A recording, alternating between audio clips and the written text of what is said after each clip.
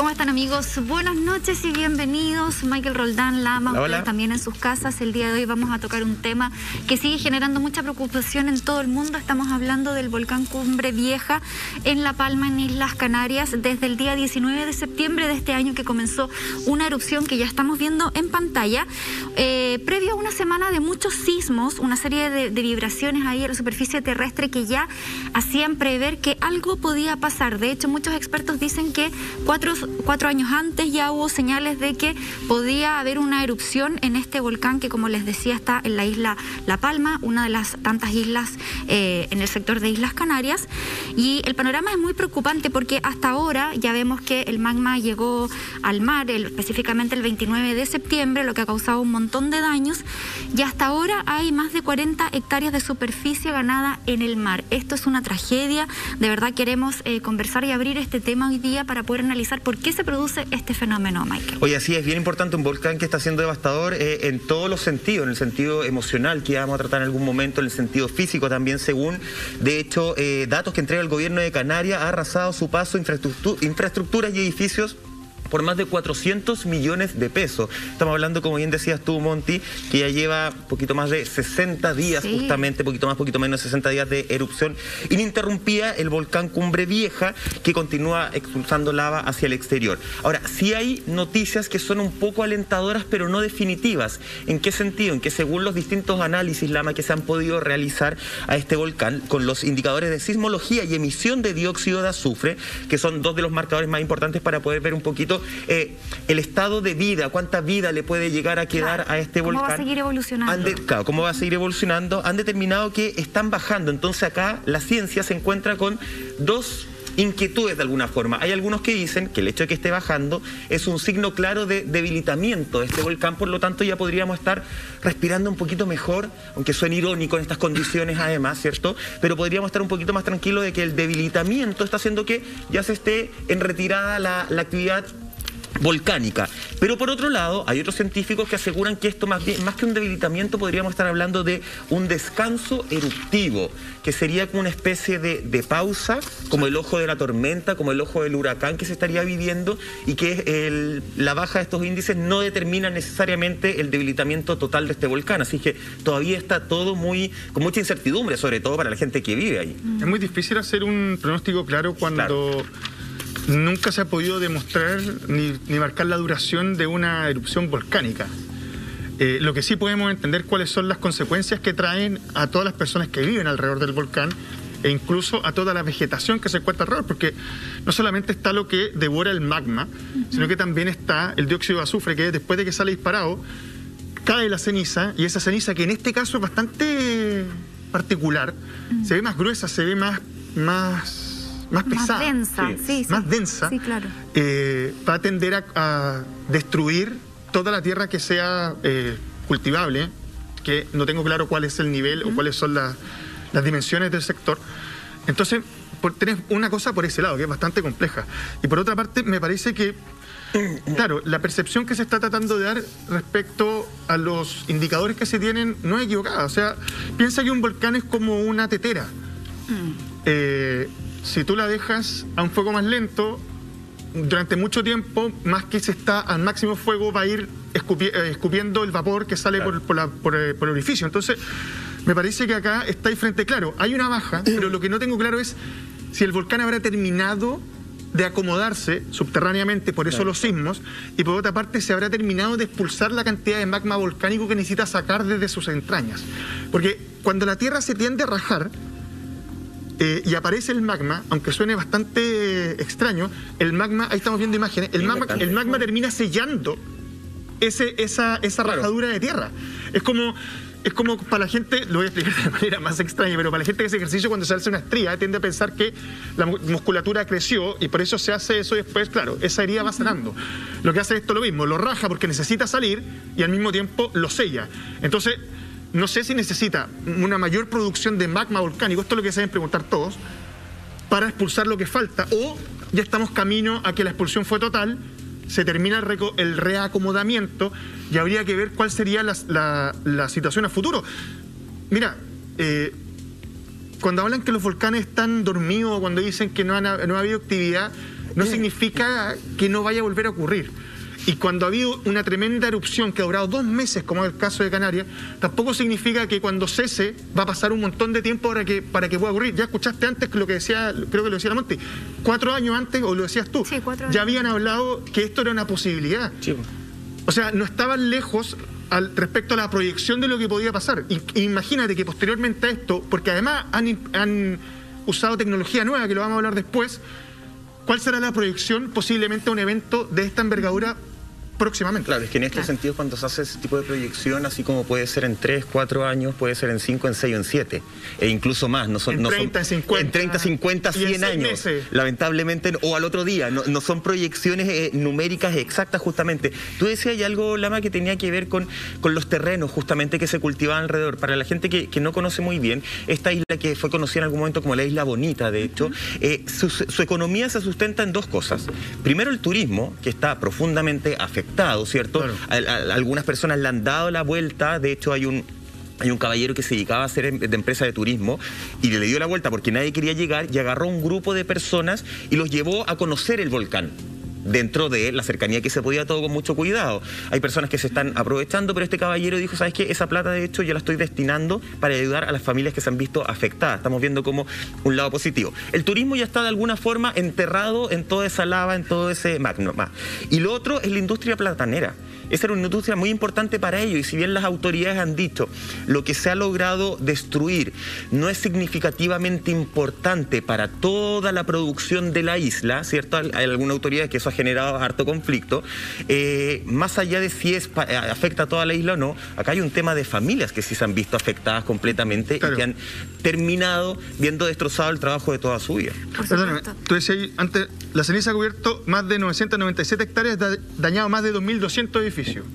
Si dice que, con ese dato, te lo paso al tiro. De hecho, son 400, según las últimas del gobierno canario, la infraestructura son más de 400 millones. Ya. Y aún así ellos dicen que no es significativo, entonces ahí se genera una polémica bien importante. No, la pregunta que yo me hago al tiro es, 2.200 edificios, dicen que el área donde se hace cultivo no se ha visto tan afectada. Entonces esto quiere decir que la ciudad estaba prácticamente rodeando todos los caminos posibles por donde el magma iba a tratar de salir. Ah, mira. 2.200, perdóname, 2.200 edificios. Yo lo que estoy pensando es que, perdón por el ejemplo, pero como que las dunas de Concón estuvieran ubicadas al borde del volcán. Qué buena lectura, sí. ¿Has visto las imágenes? Sí. Veis piscina y va cayendo y veis cómo se va comiendo las casas. Entonces, lo primero que te preguntáis es... Ahí estamos con una imagen aérea. ¿Cachai? ¿Construyeron todo al borde del volcán? Claro. Y posiblemente los cultivos están más hacia el otro extremo. ¿Sabes por qué? Porque en el caso del volcán de Guatemala, que no recuerdo el nombre, era completamente lo contrario. Alrededor del volcán lo que tenían era toda la parte de cultivo y agricultura, y posteriormente venía la ciudad. Mira, ahí estamos viendo. Mira. Estas imágenes son impactantes porque lo que no destruye la lava lo termina destruyendo la ceniza. Ahora, hay un punto importante para poder entender por qué ocurre todo esto allá. La zona sur de La Palma es la más joven y la más activa. De hecho, el Parque Nacional de la Cumbre, que es donde está ese volcán que está haciendo erupción en este momento ya hace 2 meses, es una asociación de cráteres y volcanes activos. O sea, es decir, todas las Islas Canarias son puros volcanes. Claro. Entonces, decir por qué se construye cerca de un volcán está un poco raro, porque al final es como que todos los lugares son volcanes. Entonces, partamos de la base de por qué se permitió hacer vida en ese lugar. Ahora, considerando de que hace millones de años que no pasaba algo así, no sé qué, y todas estas proyecciones que se ven de pronto tan lejanas, pero para poder entender un poquito este fenómeno, yo ayer revisaba la explicación que daba un geólogo y unos vulcanólogos que lo hacían de una manera bien didáctica, y contaban que las Islas Canarias están sobre la placa continental que, entre comillas, flota sobre el manto terrestre. Tenemos que entender que el manto terrestre es esta capa intermedia que está entre la corteza y el núcleo. Perfecto. Y desde el manto es donde se empieza a acumular toda esta magma, ¿ya? Que está como a 50 kilómetros de profundidad y empieza a subir hasta que alcanza 10 kilómetros de profundidad, y ahí es cuando se empiezan a sentir estos sismos, y ahí es cuando finalmente busca una salida porque está muy acumulada.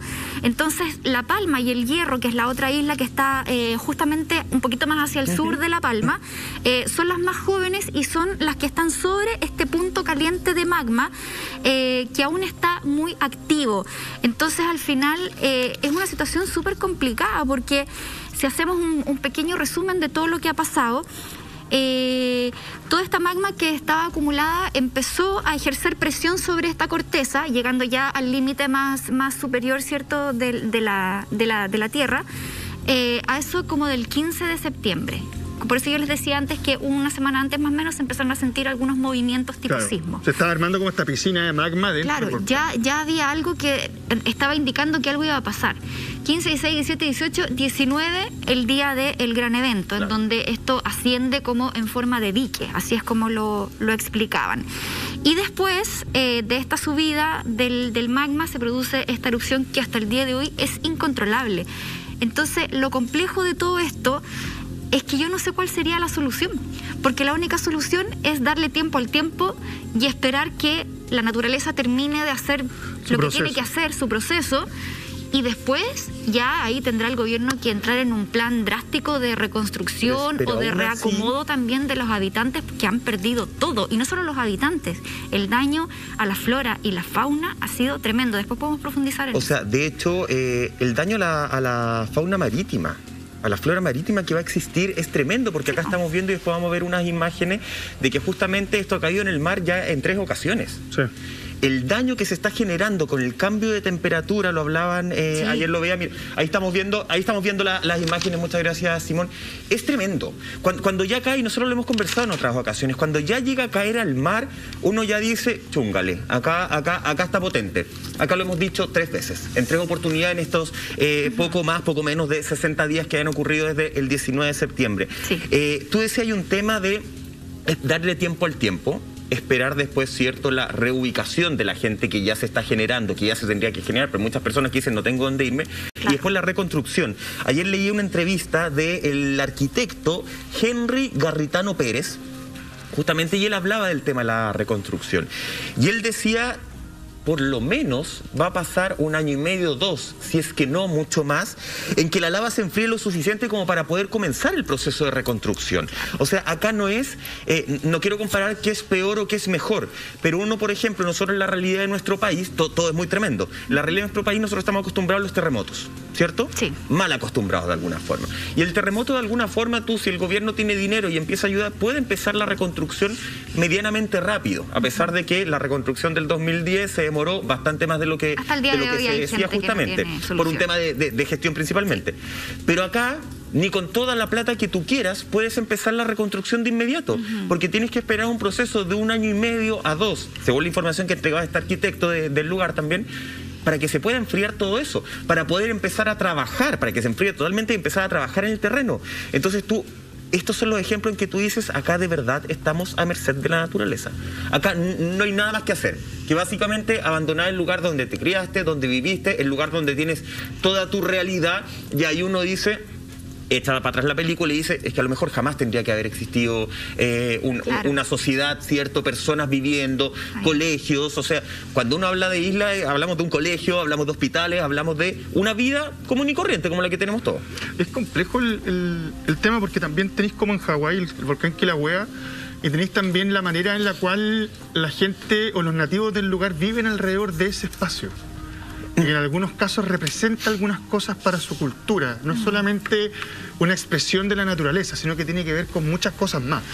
Entonces tenía eso por un lado. Por otro lado, me parece que el ejemplo más claro es lo que pasó en Chile con Chaitén. El tiempo nos ha demostrado que muchas de las cosas que se dijeron fueron cambiando. Increíblemente, la vegetación volvió a aparecer en algunos sectores. Sin embargo, yo creo que en Canarias no hay otra opción que abandonar la zona y dejar... Mira, ¿te acordás cuando hablamos de zonas de sacrificio, por ejemplo, en Chile, porque se pone algún tipo de industria? Sí, sí. Bueno, a mí me parece que hay zonas de sacrificio naturales, y esta es una. Claro. Y me parece que durante un tiempo hay que dejarla y ver que la naturaleza haga lo suyo, y posteriormente a eso tratar de ver si es necesario volver. Lo que decías tú antes, lo que decían ustedes, 4 años antes te dijeron que esto podía pasar. ¿cuánto hubieseis logrado salvar si hubieseis tomado en serio la medida? Yo entiendo el costo que tiene. Sí, pero yo entiendo que tiene un costo brutal, mover gente, explicarle a alguien que nació ahí que se tiene que ir. Está claro, pero también hay una situación en la cual te estás enfrentando a algo incontrolable. Sí. Esto no es una fuerza de naturaleza que tú digas, oye, nos quedamos en la casa y cerramos las puertas y se acabó. Es que por eso te digo, la única solución en ese momento con los estudios habría sido trasladar a todas las personas. Claro. Básicamente abandonamos. Claro, con un estudio que nadie te dice que va a pasar. Nadie te dice que va a pasar en 1 año o en 2 o va a pasar en 100. Entonces tomar las decisiones bajo esa estructura de algo no tan claro es súper complejo. Ahora, mientras nosotros conversamos y mientras se sigue viviendo toda esta actividad volcánica, hay fenómenos que nos siguen sorprendiendo y hay fenómenos que uno dice, wow, y uno de esos, Lama, y yo sé que tú lo manejas bien, tiene que ver con las tolvaneras.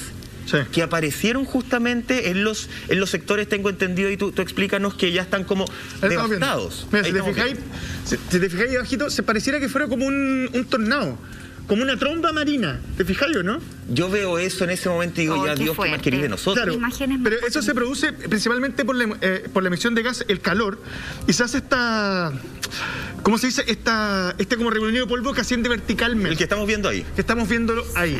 Ahora, claro, generalmente se dan cuando ya pasó el magma. Donde ya pasó. Donde ya pasó. O sea, es un remolino de cenizas también. Es un remolino, exactamente, de cenizas también. Yo no recuerdo, acá hemos repasado volcanes. Yo creo que lo hemos repasado todos. Y este fenómeno no recuerdo haberlo visto en ningún otro tipo de imagen. Hemos visto que de repente se abren más bocas de volcán, que son distintos, que el magma va más rápido, que va más lento, lo que queráis. Pero esto yo no lo había visto nunca. Y me parece que es un fenómeno complejo porque tú tienes la boca del volcán donde sale la ceniza y generalmente hay un diámetro a la redonda en el cual cae esa ceniza. Cuando tú tienes este tipo de fenómenos donde pasó el magma y quemó la tierra y se produce este fenómeno de ceniza, está diciendo que la ceniza llegue mucho más lejos. Claro. Y eso afecta mayormente no solamente la calidad del aire con el dióxido de azufre, ¿cómo se llama? De azufre, sino que además logras poder matar más tierra con el tema de la ceniza. Lo que decíamos antes. Te entrego un dato del dióxido de azufre. Esta ceniza no se ve como otras. Y a mí me parece que eso también da para material de estudio. Monty, mira, acá tengo un dato que habla de que la propagación del dióxido de azufre llegó hasta África y el Caribe, específicamente a Puerto Rico y República Dominicana. Y esos son uno de los efectos ambientales más potentes junto con todo lo que se puede producir en la fauna marítima que hablábamos un rato. Claro, y el fenómeno que veíamos recién se suele dar cuando existen fumarolas en épocas de verano, cuando los suelos están muy calientes, empiezan a verse estas imágenes que estamos viendo que de verdad son impresionantes, porque aquí uno dice, se están juntando dos fenómenos distintos. No, es el mismo que deriva en lo que estamos viendo, que es tremendamente brutal. Como tú entregabas el dato, Mike, son impactos que ya salen de la zona. Entonces, lo que vemos ahora, y estando ellos ahora en otoño-invierno, ¿cierto?, el hemisferio norte, esto se produce justamente por el calor que viene desde adentro de la Tierra. Ya no estamos hablando de un tema estacional, sino más bien del fenómeno que se produce desde el interior de este manto. Mira, y al medio una columna negra. Sí. Totalmente negra. Después tenéis lo que pareciera ser otra fumarola o otra abertura del volcán que sale un poquito más al lado. Claro. Y más atrás tienes esta tolvanera, mira. Claro, exactamente. Oye, perdóname. Que en el fondo esa es producto de las dos que estamos viendo al costado izquierdo. Exactamente. No es que sea un fenómeno distinto. ¿Cachai? Y sabéis que, mira, 2 meses y contando. No, es apocalíptico. O sea, es que eso es la fecha. Qué bueno que recuerdes la fecha, Lama. Sí, 2 meses contando. Del 19 de septiembre seguimos constantemente. Estamos hablando de personas que durante 2 meses han vivido estos tipos de fenómenos. Han vivido. El otro día leí una entrevista de una persona que decía, ¿sabéis qué? En algún momento siento que estoy durmiendo en caravana, siento que me estoy acostumbrando a esta realidad. Y me doy cuenta que no me puedo acostumbrar, porque en el fondo también uno tiene que pensar qué es lo que estás respirando, cómo vas a seguir viviendo. Hay un montón de situaciones, un montón de aristas que hay alrededor. Tenemos más información sobre, ojo, les traigo cuál es el último grito del tráfico ilegal, justamente que se está dando en este lugar y que no van a poder creer lo que se está viviendo. Vamos a hablar del descenso de la sismicidad justamente que se está dando y el rugir del volcán Palma. Todo lo que está pasando también a nivel social con las personas que están viviendo, qué es lo que pasa con los colegios, qué es lo que pasa con el COVID-19 en este contexto, todo eso y mucho más. ¿Saben cuándo? ¿Cuándo? Después una pausa, pero es cortita. ¿Cortita? Cortita.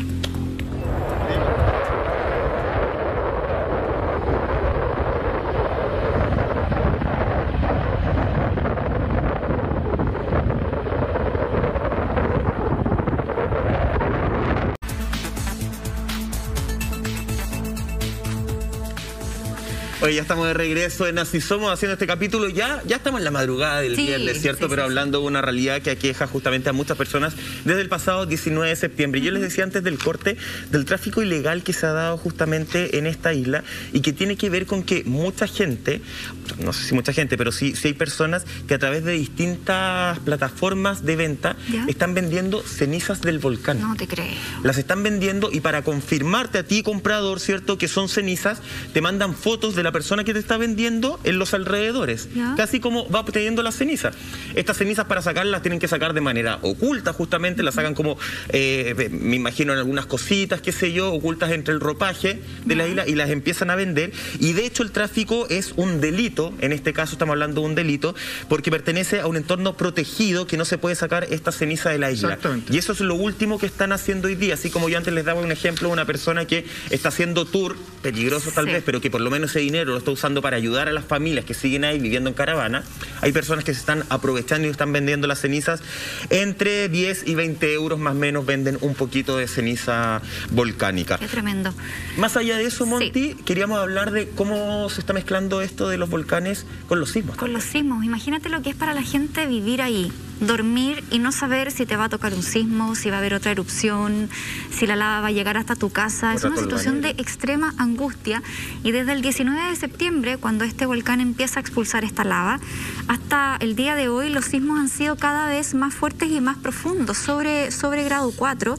Se ha intensificado y también la profundidad es bastante poca, o sea, estamos hablando de 10-15 kilómetros de profundidad. Que hacen más daño cuando son más... Exacto, y se sienten más fuertes. Nosotros acá en Chile, cuando tenemos un sismo y lo sentimos así como que pegó fuerte, es porque fue poco profundo y esa poca profundidad es de 10 kilómetros hacia abajo, ¿cierto? Cuando es más, quizás se siente un poquito más suave.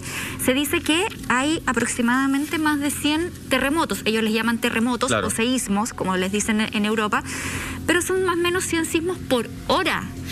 Y muchos de ellos se sienten. Entonces también hay todo un proceso que tiene que ver con este reajuste al interior de la Tierra, ¿cierto? Las cosas se tienen que ir acomodando, esta magma tiene que salir y en algún momento esto tiene que frenar.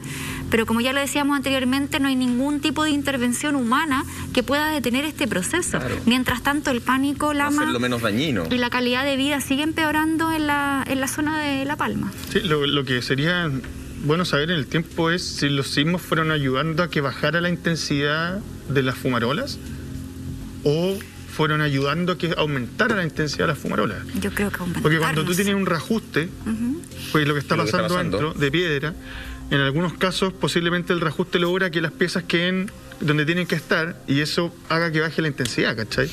Pero cuando tú dices que hay 100 por hora...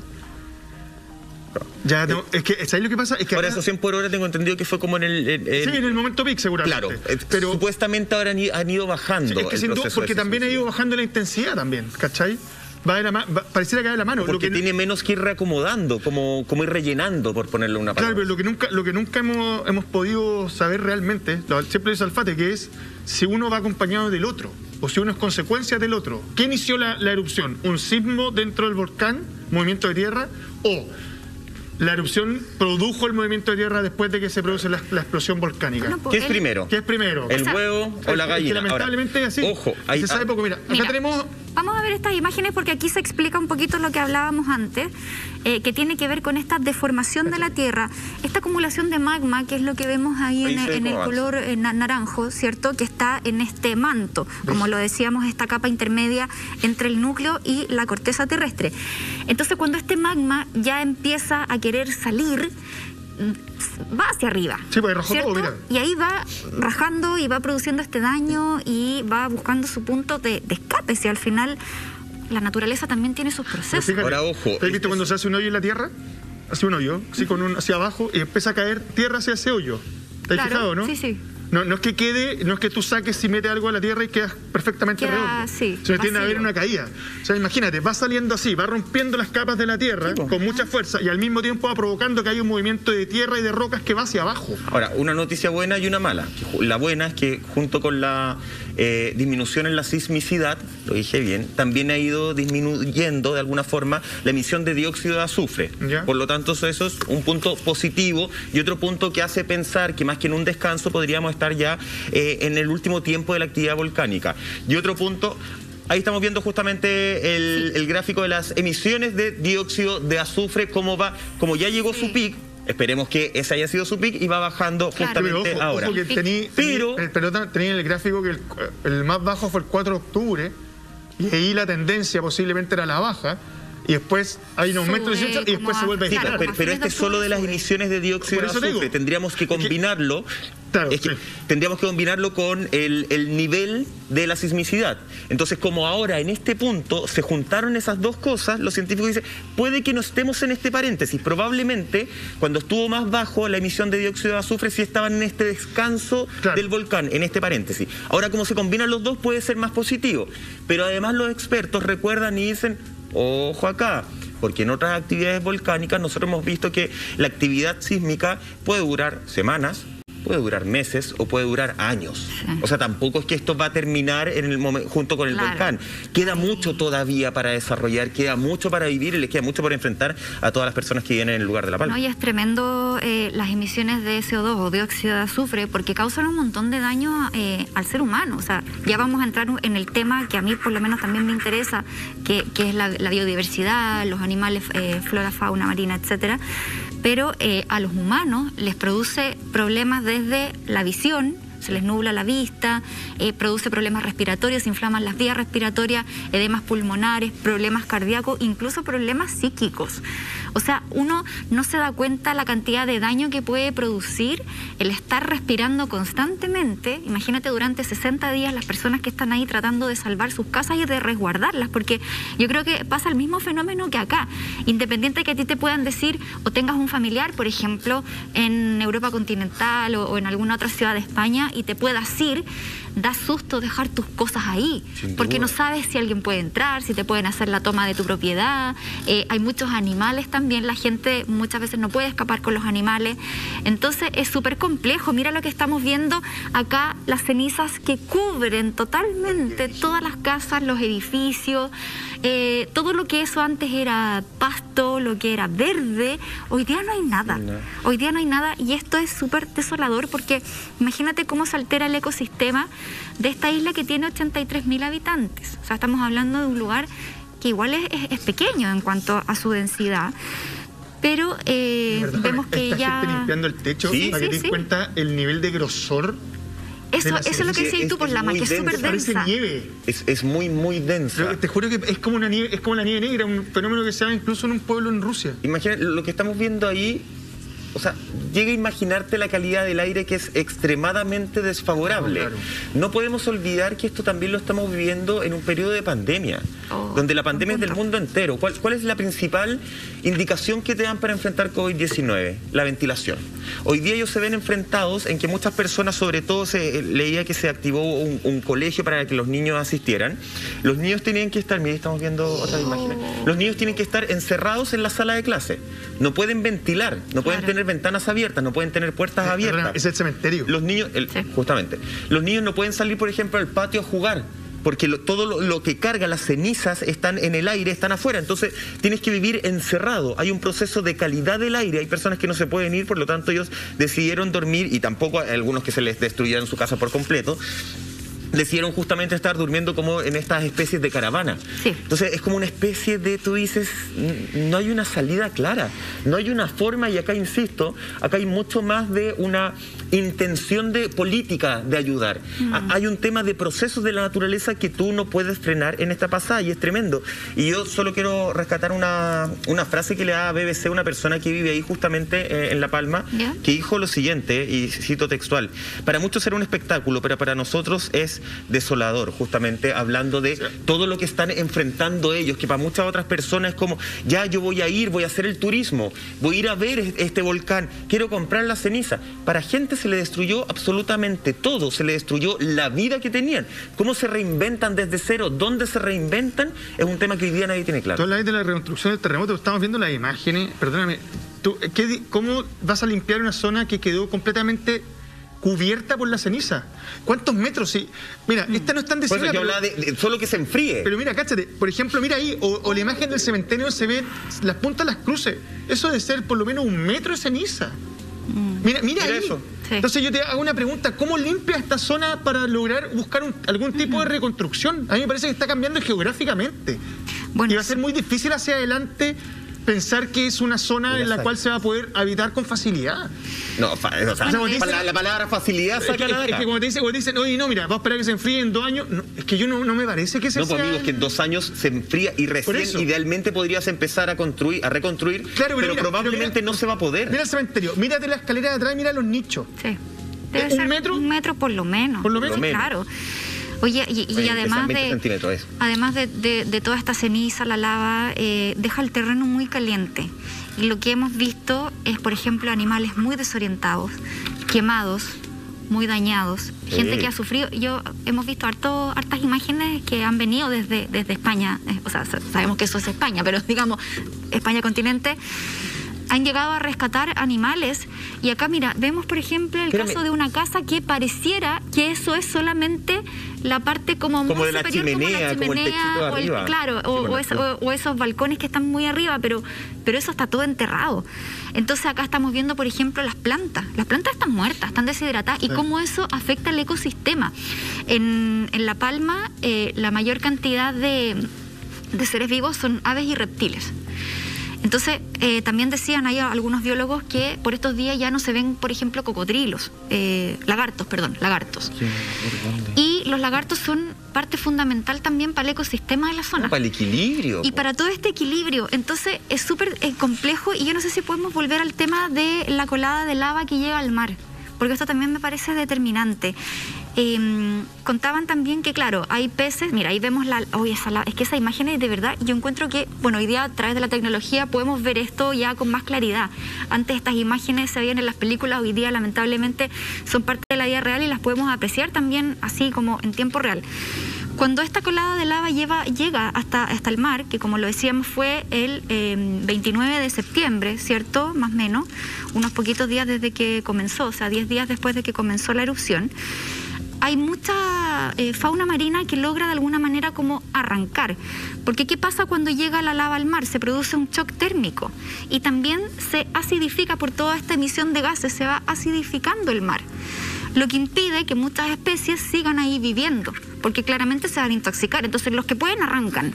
Y cuando arrancan a otros hábitats en donde no les pertenecen. Entonces muchos corren el riesgo de ser depredados, por ejemplo, o que no se acostumbran a su zona. Porque al igual que los humanos, nosotros tenemos nuestro hábitat donde vivir, y cuando arrancamos a otro lado, la vida no es la misma. Entonces, claro, los que logran escapar se salvan de cierta medida, pero por ejemplo, ¿qué pasa con las comunidades bentónicas? Que es todo lo que habita en el fondo marino, es todo lo que no se puede mover, es todo lo que está viviendo como enterrado de alguna manera, como en el caso de las estrellas de mar, los erizos, las algas, que no tienen cómo arrancar y que quedan finalmente arrasadas y sepultadas por toda esta lava que llega al mar y por todos estos gases que hacen cambiar también toda la biodiversidad de la zona, y que eso genera un daño en el ecosistema. Entonces no es menor todo lo que está pasando. O sea, yo entiendo que es una catástrofe, pero tremenda a nivel humanitaria, pero también es una catástrofe a nivel ecológica y que termina afectándole al ser humano. Recordemos que nosotros vivimos en una cadena. Aquí no es que sea más importante un ser humano o una planta o un animal. Todos tenemos un rol en esta cadena y tenemos que tratar de entenderlo de esa manera y no restarle importancia a lo que sucede también alrededor. Escuchemos un poquito del rugir del volcán.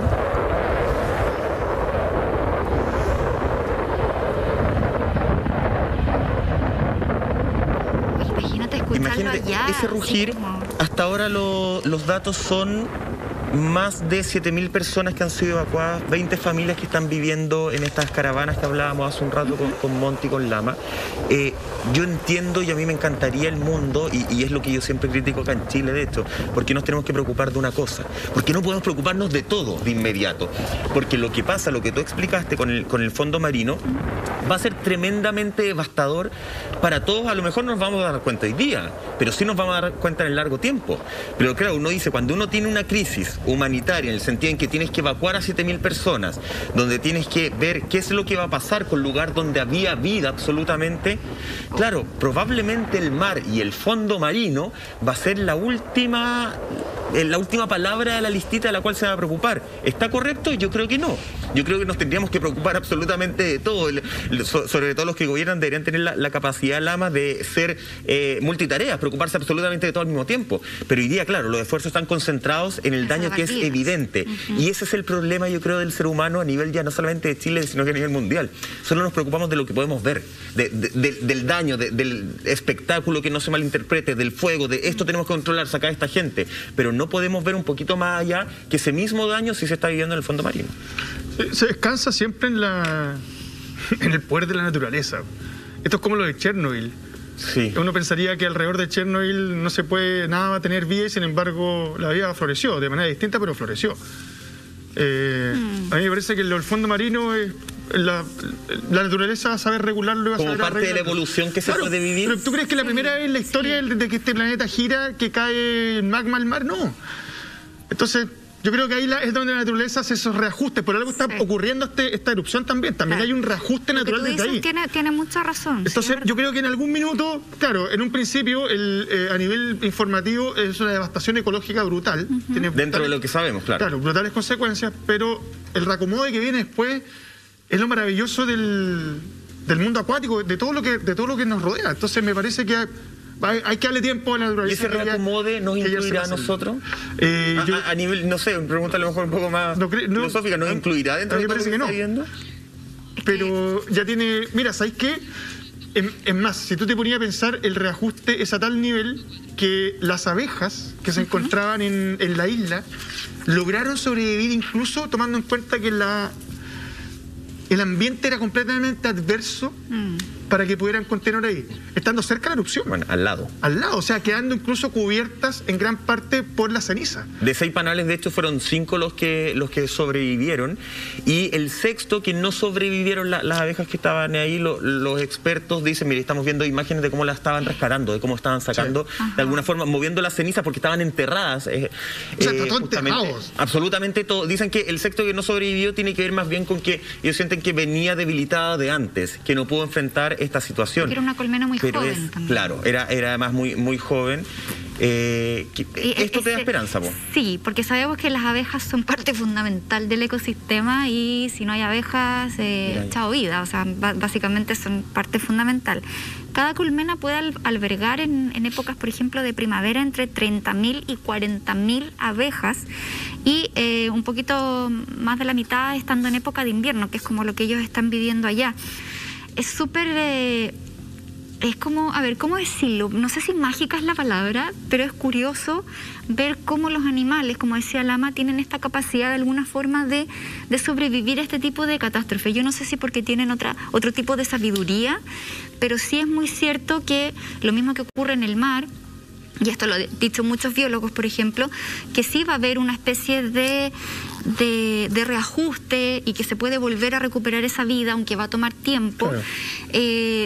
Pero siempre nosotros como humanos tenemos que tratar de mitigar esos daños también. O sea, no porque la naturaleza sea capaz de resurgir, de reinventarse de alguna manera, tenemos que obviarla. O sea, acá en este caso de las abejas vemos que son esenciales y el rescate también lo hable. Po. Oye, y eso te iba a decir, también sacarse un sombrero por la gente que dentro de todo lo que está realizando la van a rescatar. Hay que pensar que en el fondo las abejas lo que hacen con la colmena es hacer como una especie de, a ver, en palabras muy simples, como poner ventanas. Entonces quedan selladas de alguna forma y quedan dentro de una... Ellas son súper fieles, no se van a mover a ningún lado, sino van con su reina justamente, menos si... ¿Quién es la reina? ¿Quién es la reina? ¿Quién es la reina? ¿Yo soy la reina? Algo así, amigo.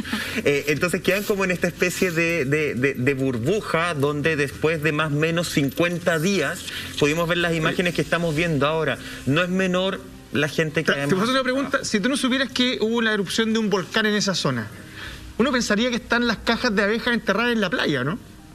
En la arena. Sí, todo el rato. En la arena, ¿no? Están en las dunas. Es como la arena de algunos sectores del sur. ¿Te das cuenta, no? Oscura, están en las dunas y la están rescatando de las dunas. Como la arena de Punco. Date cuenta, ¿cachate el nivel de impacto de la zona? Sí, cuando te digo que es una zona de ¿cuál es la palabra? Sacrificio. De sacrificio es real. De hecho, en alguna imagen se alcanzaba a ver cómo quedaron solamente los troncos o tronquitos de algunos árboles y se nota que están desde las ramas salen desde la tierra. O sea, todo lo que es el tronco está completamente hacia abajo. Como que casi se ve la copa de lo que pudo haber quedado de estas ramas, porque claramente no hay follaje absolutamente. Exactamente. A la vuelta al corte vamos a conversar respecto a este láser que se desarrolló para poder entender cuál es la temperatura que tiene el magma y así hacer una proyección de si es un fenómeno de entrada o de salida. Eso a la vuelta al corte, Michael Roldán, te voy a regalar uno para tu próximo cumpleaños. ¿El láser? Sí, te va a servir. Para saber si es un fenómeno. Sí, te lo ponía acá, después te tomé la temperatura.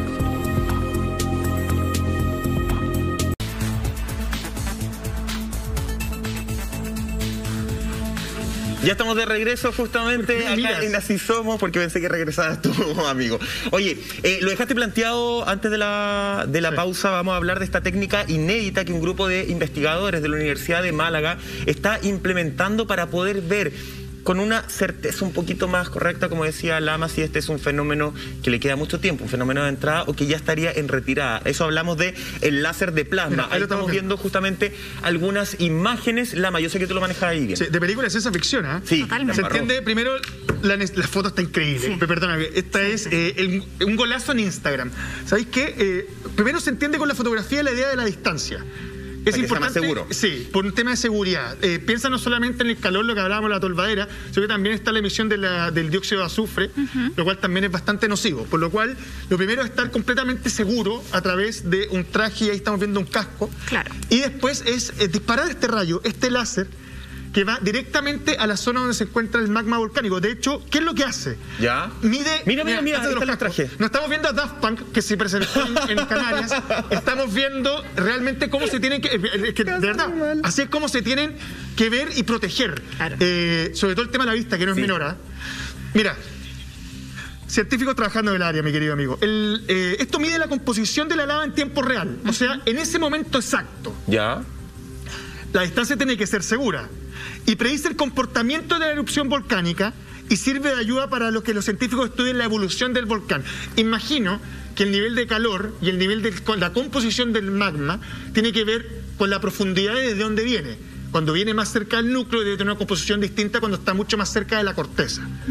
Y esa es... Ahí está la clave. Y esa es la información que obtienen gracias a este disparo de rayo que vimos que era de color verde de parte del grupo Daft Punk para poder entender muy bien cuál es la composición que tiene esto y cuál también la proyección que se puede hacer. Ojo, ellos no inventaron, los de la Universidad de Málaga, este procedimiento, pero sí en 3 semanas lo adecuaron para la emergencia que se está viviendo en este sector. Eso te iba a hacer hincapié, Monti, lo de las 3 semanas, lo cual se estima que es un récord absoluto, porque realizar este tipo de instrumento con esa precisión, con todo lo que requiere, adaptarlo de alguna forma a lo que ya se había inventado antes en 3 semanas, me parece que es magnífico y habla también de la capacidad de reacción, del querer reaccionar rápido para poder definir justamente un plan de acción dentro de lo que uno puede frente al poder de la naturaleza. Oye, es como si hacemos el paralelo con las vacunas, porque me imagino que este instrumento se estaba planificando, estaba la idea de crearlo hace mucho rato.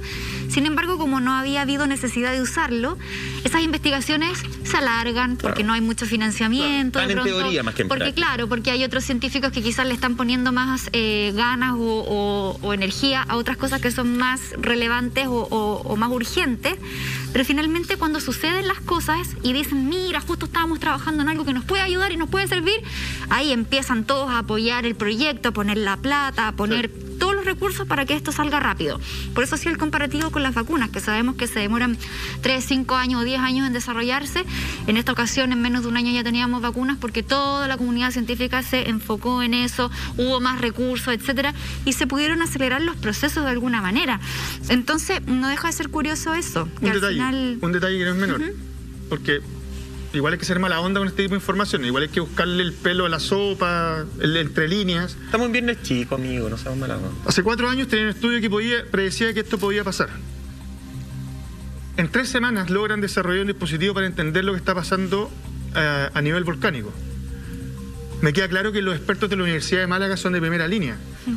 Sin duda. Entonces, lo que estoy diciendo con todo esto es que estaban más que preparados posiblemente para una situación de este tipo, contaban con más información de la que pensamos, y sin embargo la emergencia se ha debido igual y las pérdidas siguen siendo millonarias. Es que yo soy menos pensado en esta pasada. Es como, Lama, te vas a morir. Entonces, ojalá que no hoy. Te puedes morir hoy día, te puedes morir mañana, en un mes más, en 10, en 20 años más. O nunca. No, si en algún momento. No, por el colectivo, la única certeza que tenemos en la vida es que uno se va a morir. Claro, en el corazón de la gente va a seguir. Entonces, de repente hay información, yo creo. ¿Tú quieres saber cuándo te vas a morir? No. Porque no puedo, ¿qué vaya a hacer? No quiero morir. A lo mejor ellos, no sé, ya, ponte mal pensado. Sabían que iba a pasar esto tal día, tal fecha. Lo dudo, porque hay un rango del día de mañana va a pasar a 500 años más. Claro, porque nadie va a decir sí. Que es un poco lo que pasa con la falla de San Ramón acá en nuestra capital justamente. Es como, oye, se puede activar mañana como se puede activar en 500 años más. Entonces, ¿vamos a tener que sacar todas las casas y abandonar nuestras casas, toda la gente que vive ahí porque mañana se puede activar? No, porque a lo mejor se puede activar en 500 años más. Entonces, la información precisa en ese caso, ¿qué iban a hacer? Si es real lo que hablábamos un rato con la Monty, contigo, la gente en la casa. Como, pero 4 años de ventaja. Sí, correr con ventaja, pero... 4 años. ¿Cuántas personas a ti te dicen, oye, ¿sabes que de acá entre mañana y 500 años en tu casa se puede abrir el suelo? Vaya a decir, listo, voy a dejar mi casa. No, yo creo que tú tienes razón, pero no hay certeza absoluta, es imposible. Sí, pero nos vimos quejando lo mismo, como decir, oye, pasa una tragedia en general. Y reaccionamos. Alguien dice, oye, ya había un estudio de hace 5 años que decía esto, y voy a decir, uy, qué lata que no le hicimos caso al estudio. Amigo, pero no es que hayan estudios de volcanes en un lugar donde hay volcanes. Yo me pregunto, ¿cuándo alguien va a decir, le vamos a hacer caso al estudio antes de que ocurra? Ya, ¿qué habrías hecho tú? ¿Qué te habría gustado a ti que hicieran con ese estudio? Porque, ojo, si me dice que tengo 4 años, que hay un estudio de terremotos en lugares que hay terremotos y normalicemos que hay un estudio de volcanes en lugares donde hay volcanes. Me parece que algo pudiste haber tratado de hacer, o por último pudiste haber tratado de hablar con la ciudadanía que está ahí. Me parece, insisto, me parece como tenéis la información y tenerla y no hacer nada con ella, nada, o sea, decir, en 4 años más, bueno, ahí va a quedar hasta 4 años después. Ya. Me parece que eso está mal. Pero en 4 años alcanzas. La información es poder. A cambiar, sin duda, la información es poder. Pero en 4 años tú alcanzas, que es la información que se manejaba, ya en un estudio de 4 años atrás, tú alcanzas a cambiar el sistema económico de una isla, no lo alcanzas a cambiar. Es que es mucho más complejo que eso. Sí, yo creo que en el mundo el ser humano es súper reaccionario, lo vemos en todos los países. Mira, si nos vamos acá a Chile, hemos hablado cuántas veces estos últimos tiempos que desde el director del Centro Sismológico hasta, lo hablamos el otro día con Cristian Salazar, geólogo, ¿cierto?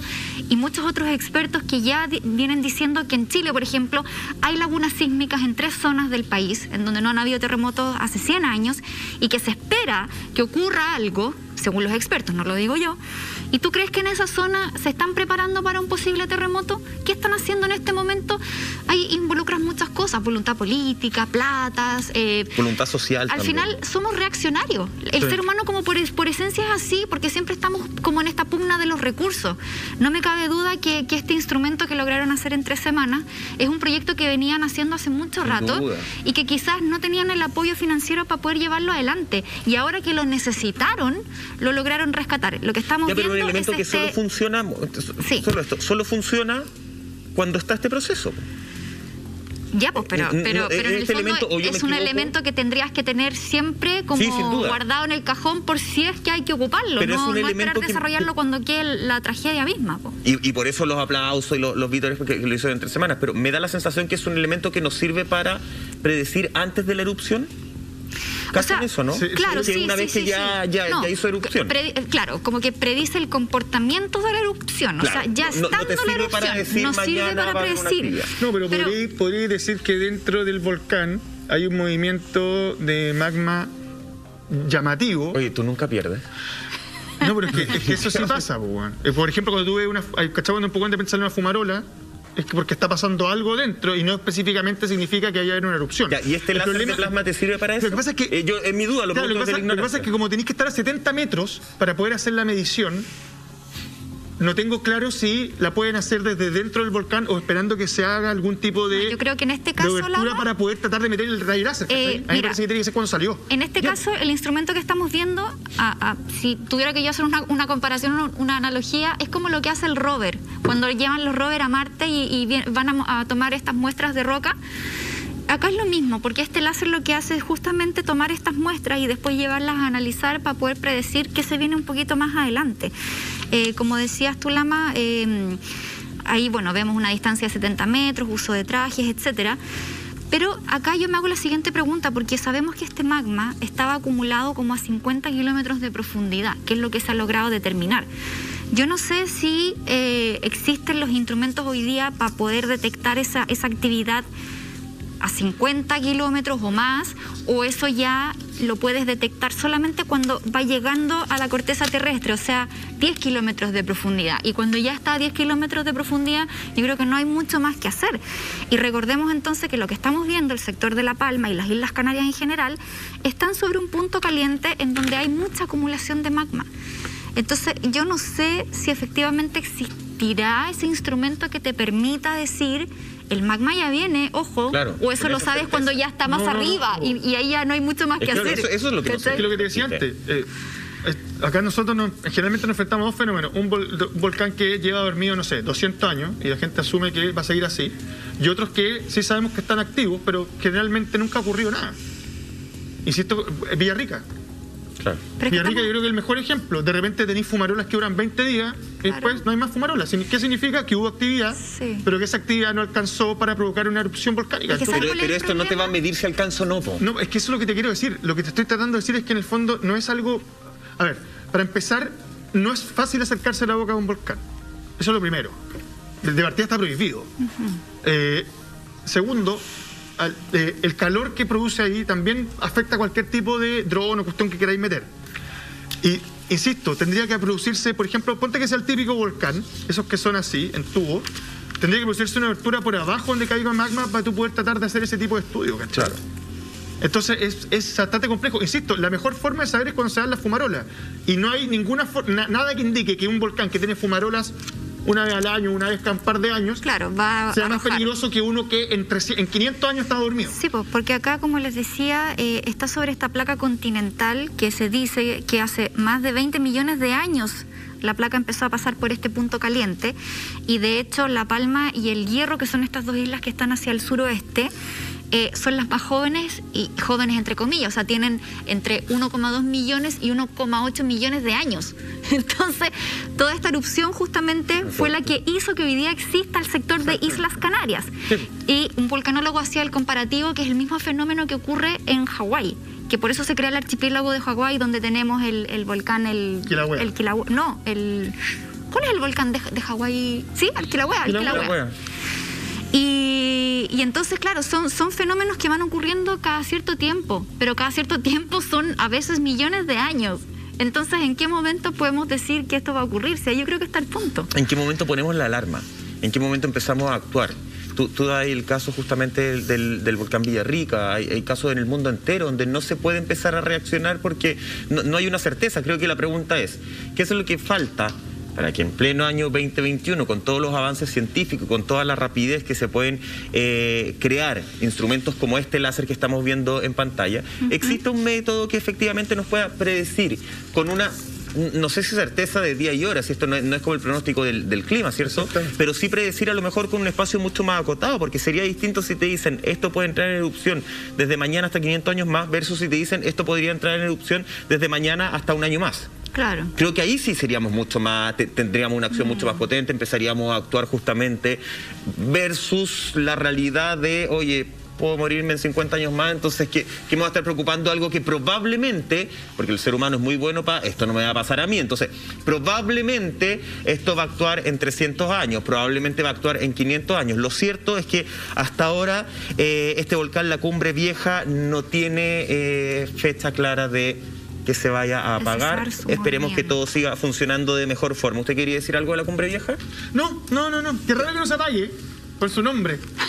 Es llamativo nomás. Eso era todo. Ahí cada uno hace calzar la idea. Cumbre Vieja, no se apaga. Pero ¿sabes qué? ¿Sabes qué es lo otro llamativo, Lama? Que hay otro volcán muy activo en Europa, en la costa este de Sicilia. Estamos hablando del volcán Etna, en donde se encontraron rastros de un hombre que habría muerto hace décadas. Vamos a hablar de eso a la vuelta de esta pausa, porque no deja de ser curioso y misterioso. Sí, es muy enigmático, por eso también lo linkeamos con lo que está pasando ahora en España. ¿Les parece si tomamos el tema a la vuelta de esta pausa? Exacto. Bueno, vamos. Un misterio misterioso, Michael, así se dice. Es un misterio misterioso. Un misterio misterioso. ¿Lo habrán matado?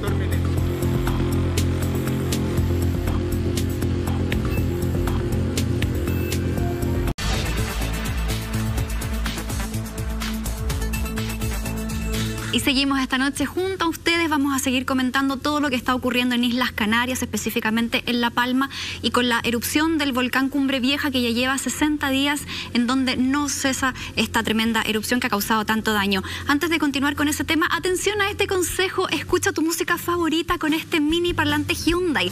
Sus luces de colores te harán brillar y armar una verdadera fiesta donde lo lleves. Disfrútalo a solo 10.990 pesos y lo encuentras en nuestra tienda.lared.cl, como siempre, nuestra tienda tremenda ahí para que ingresen rápidamente. Ahora sí retomamos, Michael Lama, vamos a continuar con estas imágenes feroces de lo que está ocurriendo en el volcán Cumbre Vieja, en Islas Canarias, en España.